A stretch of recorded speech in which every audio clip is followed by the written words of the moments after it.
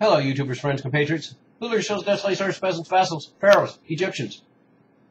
I'm a useful idiot, and today I'd like to talk about Egypt, because the revolution in Egypt continues.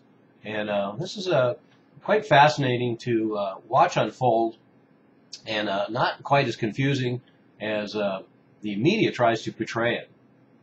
The events that are unfolding are fairly predictable, and the first thing we need to take into consideration is, of course, the Arab Spring unleashed this in Egypt, as well as all these other countries in the Middle East quite a few years ago now.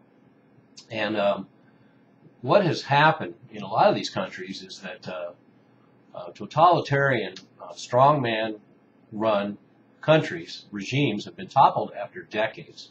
So first of all, we find societies that have been held together by an authoritarian government over decades that are finally unhinged. So we see all these old rivalries, political and religious and tribal rivalries, unleashed once again in all these countries. So that has created a similar tapestry in a lot of these countries.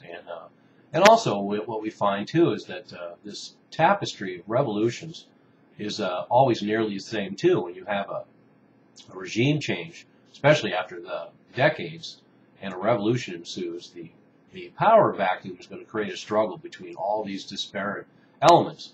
And so once again, we see that in all of these countries as well. And Egypt, what we're seeing is they've hardly missed a step between the Mubarak government and the Morsi government. And certainly in American eyes, it doesn't look like that much of a change. And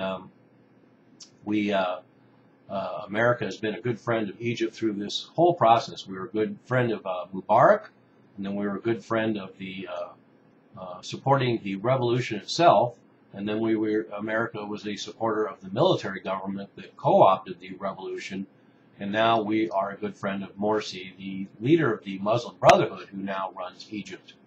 And the IMF has given them a huge loan, and the United States continues to ship them arms, and continues to support the Egyptian government and the Egyptian military. So that should be no surprise either.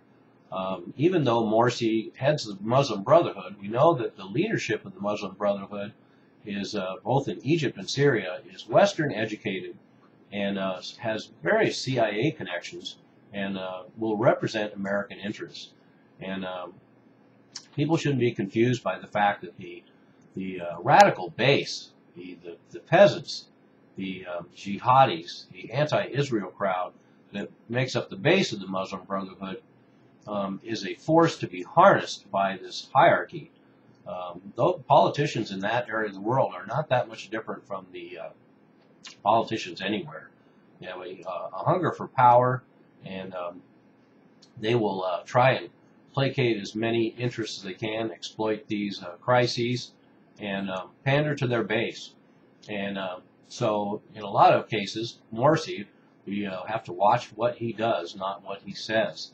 And what he does says that he is the new American puppet government, and what he does says that he will continue policies that placate Israel, and he will work with them.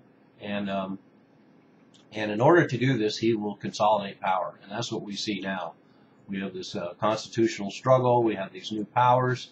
And, of course, Morsi, as the new leader of Egypt, will try and consolidate his power so he can make the changes that he is interested in making. And then he will also introduce elements of Islamic law into the Constitution, and into the government, and into the state, because he needs to placate his base and make sure that he can get all Egyptians on board. And so I feel that's what these moves are for, and the media is painting them to be considerably alarming, and I see it as just more of the kind of political machinations that we see anywhere. But the bottom line is, I have to say hats off to the Egyptian people for continuing this revolution years now, and their perseverance and their conviction is really inspiring. And the fact that they can see through every step that their revolution is being co-opted by a different element. At first, this power struggle between all the old rivals, and then the power struggle with the military, and now the power struggle with the Islamists. And so that is the way these things work. So it'll be interesting to see how this plays out. And I think in the end, we'll just see another vassal state of the U.S., and they will try and become Egypt will try to become a bigger player in the Middle East, and that's only fair. They have been the symbolic head of the Arab world for quite some time, and we see this revolution continue. So there you have it. I'm useful idiot. Don't you be one too.